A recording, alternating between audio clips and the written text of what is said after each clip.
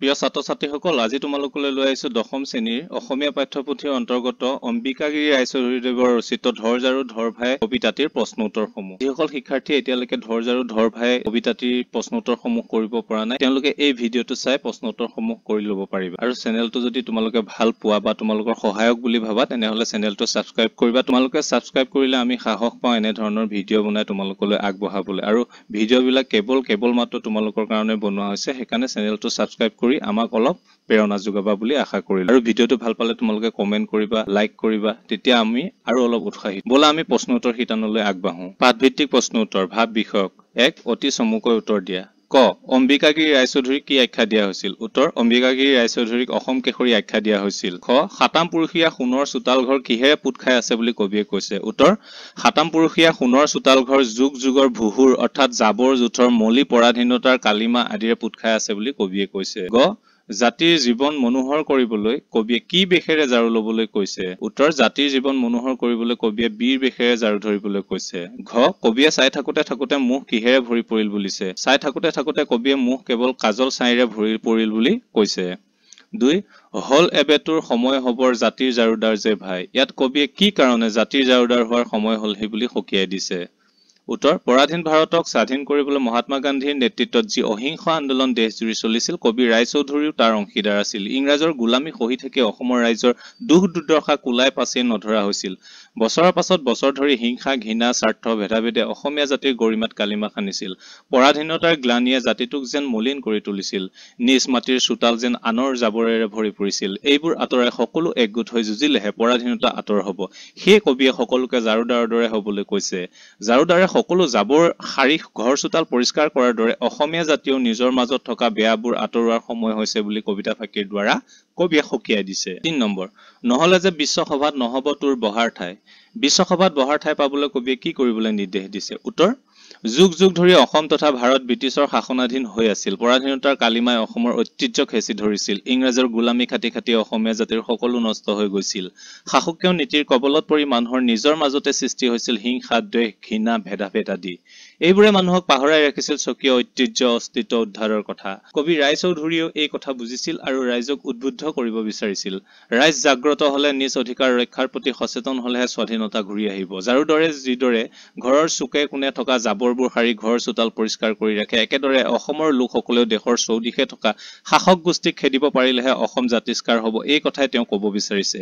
স্বকীয় ভাষা সংস্কৃতি সময় থাকোতে অইনৰ পৰা সুৰক্ষিত কৰিব নোৱাৰিলে বিশ্বৰ অইন জাতি জনগোষ্ঠীৰ মাজত অসমৰ নাথাকিব কোনো অস্তিত্ব। কবিতা ফাঁকিৰ দ্বাৰা কবিয়ে ইয়াকে কৈছে আৰু নিৰ্দেশ দিছে যেন সময় থাকোতে সকলোৱে বীৰৰ দৰে নিজ দেশ তথা জাতিৰ বাবে যুদ্ধ কৰে। 4. ধৰ জাৰু ধৰ ভাই কবিতাটোৰ মূল ভাৱ লিখা। উত্তৰ, সকলো ধৰণৰ হিংসা অসূয়া গোলামী পৰাধীনতাৰ পৰা দেশক স্বাধীন কৰিবলৈ একগোট হোৱাৰ আহ্বানেই ধৰ জাৰু ধৰ ভাই কবিতাটিৰ মূল ভাৱ। যুগ যুগ ধৰি অসম ইংৰাজৰ শাসনৰ অধীনত আছিল। সেই সময়ত অসমৰ নিজস্ব ঐতিহ্য গৰিমা কালৰ বুকুত হেৰুৱাৰ উপক্ৰম হৈছিল। জাতিটোৰ অস্তিত্ব বিপন্ন হৈছিল। তথাপি অসমৰ মানুহৰ জাতীয় চেতনা জাগ্ৰত হোৱা নাছিল। স্বাৰ্থ ৰক্ষাৰ বাবে বহু লোকে ইংৰাজৰ তলত গোলামীহে খাটিছিল। ব্যক্তিগত লাভৰ বাবে এজন অসমীয়াই আন এজন অসমীয়াক হিংসা কৰিছিল। ঘৃণাৰ জুয়ে জাতিটোক পুৰি মুখত ছাই সানিছিল। এনে এক পৰিৱেশ কবিয়ে সহিব পৰা নাছিল। ভাৰতৰ স্বাধীনতা আন্দোলনৰ অংশীদাৰ আছিল কবি ৰায়চৌধুৰী। দেশ তথা জাতিক তেওঁ বজ্ৰকণ্ঠে আহ্বান জনাইছিল মুক্তিৰ বাবে যুঁজিবলৈ। নিজৰ মাজত থকা অসূয়া অপ্ৰীতি দূৰ কৰি জাতিৰ অস্তিত্ব উদ্ধাৰৰ বাবে আগুৱাই আহিবলৈ কৈছিল। এই সংগ্ৰামত জনতাক বীৰ বেশেৰে উপস্থিত থাকিবলৈ তেওঁ নিৰ্দেশ দিছিল। নিজৰ মাজত থকা বেয়াখিনিক জাবৰ জ্ঞান কৰি সেইবোৰ চাফা কৰি পেলাবলৈও দেশৰ মানুহক তেওঁ কৈছিল। এগৰাকী জাৰুদাৰে যেনেদৰে ঘৰৰ চুকে কোণে সাৰি পুচি চিকনাই ৰাখে, তেনেদৰে মানুহকো নিজৰ মাজত থকা ভেদাভেদ ঘৃণা হিংসা বিদ্বেষ আদি আঁতৰাই একগোট হৈ দেশৰ স্বাধীনতাৰ হকে যুঁজিবলৈ উদাত্ত কণ্ঠেৰে আহ্বান জনাইছিল। কবি ইয়াকো কৈছিল যে অসমীয়া সকলো ভেদভাৱ আঁতৰাই সময় থাকোতে ইংৰাজৰ বিৰুদ্ধে নুযুঁজিলে অসমৰ স্থান বিশ্বৰ চকুত অৱনমিত হব। কবিতাটো স্বদেশ প্ৰেমৰ ভাৱেৰে ভৰি আছে। কবি ৰায়চৌধুৰীয়ে জাতিটোক স্বদেশ প্ৰেমেৰে উদ্বুদ্ধ কৰি দেশ মাতৃৰ অস্তিত্ব সুৰক্ষিত কৰাৰ সংগ্ৰামখনত জয়ী হব বিচাৰিছে। প্ৰতিগৰাকী পাঠকে কবিতাটো পঢ়ি নিজকে দেশৰ বাবে জাৰুদাৰৰ ৰূপত কল্পনা কৰিব পাৰে আৰু ইয়াতে কবিৰো সাৰ্থক। 5 নম্বৰ, ব্যাখ্যা কৰা। ক. হিংসা দেশৰ ভেদাভেদৰ ঘৃণা ঘিনি স্বাৰ্থভেমৰ কত যে কি মলি মামৰ ভৰি জাতিৰ জীৱন যায়। উত্তৰ, ব্যাখ্যা কবিতা ফাঁকি আমাৰ পাঠ্যপুথিত সন্নিৱিষ্ট অম্বিকাগিৰি ৰায়চৌধুৰীৰ ধৰ জাৰু ধৰ ভাই কবিতাটোৰ পৰা উদ্ধৃত কৰা হৈছে। পৰাধীনতাৰ শিকলিয়ে অসমীয়া জাতিৰ অস্তিত্ব কিদৰে নিঃশেষ কৰি পেলাইছিল তাকে কবলৈ কবিয়ে ব্যাখ্যাও কবিতা ফাঁকিৰ অৱতাৰণা কৰিছে। যুগ যুগ ধৰি অসম ইংৰাজৰ তলতীয়া হৈ আছিল। শাসনকাল যুগমীয়া কৰিবলৈ ইংৰাজে আশ্ৰয় লৈছিল বিভাজন নীতিৰ। মানুহৰ মাজত সৃষ্টি কৰিছিল হিংসা, অসূয়া, ভেদাভেদ আৰু ঘৃণা। ইংৰাজৰ প্ৰলোভনত ভুল গৈ স্বাৰ্থান্বেষী হৈ পৰিছিল অসমৰ বহু জনগণ। নিজৰ জাতি তথা দেশৰ স্বকীয় অস্তিত্বৰ কথা পাহৰি মানুহে নিজ ভেম অহংকাৰ ৰক্ষাত গুৰুত্ব দিছিল। ফলত সকলো এৰি যুগৰ পাছত যুগ মানুহে গোলামী খাটিছিল ইংৰাজৰ বাবে। অসমৰ জনগণৰ জাতীয় চেতনাৰ অভাৱত জাতিটো মৃতপ্ৰায় অৱস্থাত উপনীত হৈছিল। ব্যাখ্যা কবিতা ফাঁকিত এই কথা স্পষ্টভাৱে প্ৰকাশ পাইছে। খ ধৰ জাৰু ধৰ ভাই আৰু চাবৰ সময় নাই, চাই থাকোতে মুখত কেৱল ভৰিল কাজল চাই। উত্তৰ ব্যাখ্যা কবিতা ফাঁকি আমাৰ পাঠ্যপুথিত সন্নিৱিষ্ট অম্বিকাগিৰি ৰায়চৌধুৰীৰ ধৰ জাৰু ধৰ ভাই কবিতাটোৰ পৰা উদ্ধৃত কৰা হৈছে। পৰাধীন অসমৰ মানুহক সজাগ কৰিবলৈ কবিয়ে ব্যাখ্যা কবিতা ফাঁকিৰ অৱতাৰণা কৰিছে।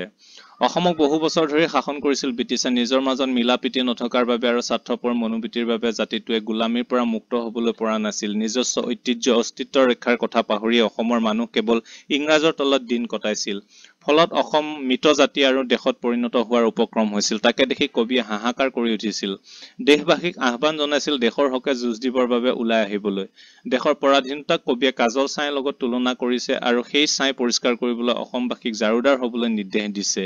জাৰুদাৰে যিদৰে চোতাল ঘৰৰ জাবৰ সাৰি পুচি চিকুণাই তোলে, একেদৰে সময় থাকোতে অসমীয়াও চৌপাশে থকা ইংৰাজ শাসকক খেদি অসমক জাতিষ্কাৰ কৰিবৰ হল বুলি কবিতা ফাঁকিৰ মাজেৰে কবিয়ে কৈছে। 6 ধৰ জাৰু ধৰ ভাই কবিতাটোৰ মাজেৰে কবি ৰায়চৌধুৰীদেৱৰ স্বদেশ প্ৰেমৰ ভাৱ কিদৰে প্ৰকাশ পাইছে লিখা। উত্তৰ ধৰ জাৰু ধৰ ভাই কবিতাটোৰ মূল সুৰটোৱে হৈছে স্বদেশ প্ৰেম।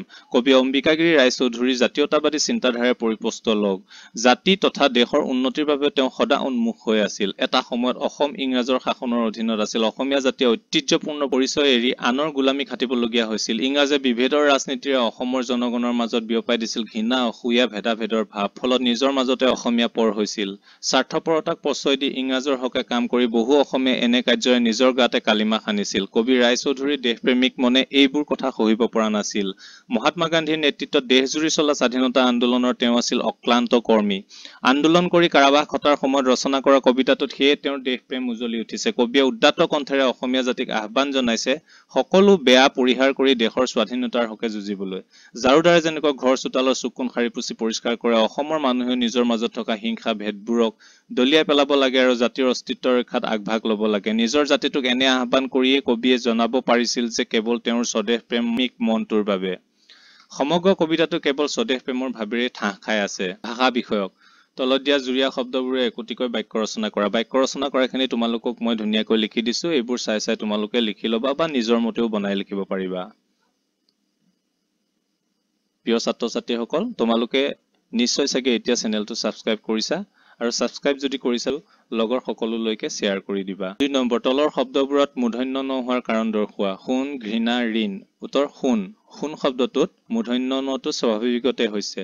ঘৃণা একেটা পদতে থকা ৰি ৰ মূৰ্ধন্যৰ পাছৰ দন্ত ন মূৰ্ধন্য ন হয়। ঘৃণা শব্দটোত কিয় মূৰ্ধন্য ন হৈছে বুলি যদি তোমালোকে ভাবা, ইয়াতো ৰি নাই, কাৰণ ৰি কাৰডাল ৰিৰ পৰাই সৃষ্টি হয়। ঠিক তেনেকে ঋণ, ঋণটোতো একেই নিয়ম খাটে। বিপৰীত শব্দ লিখা, এইখিনি তোমালোকে চাই লৈ লিখিব পাৰিবা। অতিৰিক্ত প্ৰশ্ন উত্তৰ। কবিয়ে কাৰ জাৰুদাৰ হবলৈ কৈছে? কবিয়ে জাতিৰ জাৰুদাৰ হবলৈ কৈছে। মলি মামৰ বুলি কবিয়ে কিহক বুজাইছে? মলি মামৰ বুলি কবিয়ে হিংসা, দেশ ভেদাভেদ, ঘৃণা ঘৃণী, স্বাৰ্থভেম আদিক বুজাইছে। ধৰ জাৰু ধৰ ভাই কবিতাটোত কবিয়ে কেতিয়া ৰচনা কৰিছিল? পৰাধীন দেশত আন্দোলন কৰি সশ্ৰম কাৰাদণ্ড খাটি পায়খানা চাফা কৰি থকা সময়ত কবিয়ে ধৰ জাৰু ধৰ ভাই কবিতাটো ৰচনা কৰিছিল। যুগৰ ভুহুৰ মানে কি? উত্তৰ যুগ অৰ্থাৎ বছৰ বছৰ ধৰি তৰপে তৰপে গোট খাই থকা জাবৰ জোথৰ মলি ইত্যাদিয়ে যুগৰ ভুহুৰ। কবিতাটোত এই বাক্যাংশৰে পৰাধীনতাৰ কালিমাক বুজোৱা হৈছে। প্ৰিয় ছাত্ৰ ছাত্ৰীসকল, এই পাঠটোৰ সমূহ প্ৰশ্ন উত্তৰ ইতিমধ্যে শেষ হৈছে। অন্যান্য পাঠৰ প্ৰশ্ন উত্তৰৰ বাবে চেনেলটো ছাবস্ক্ৰাইব কৰিবা। ধন্যবাদ।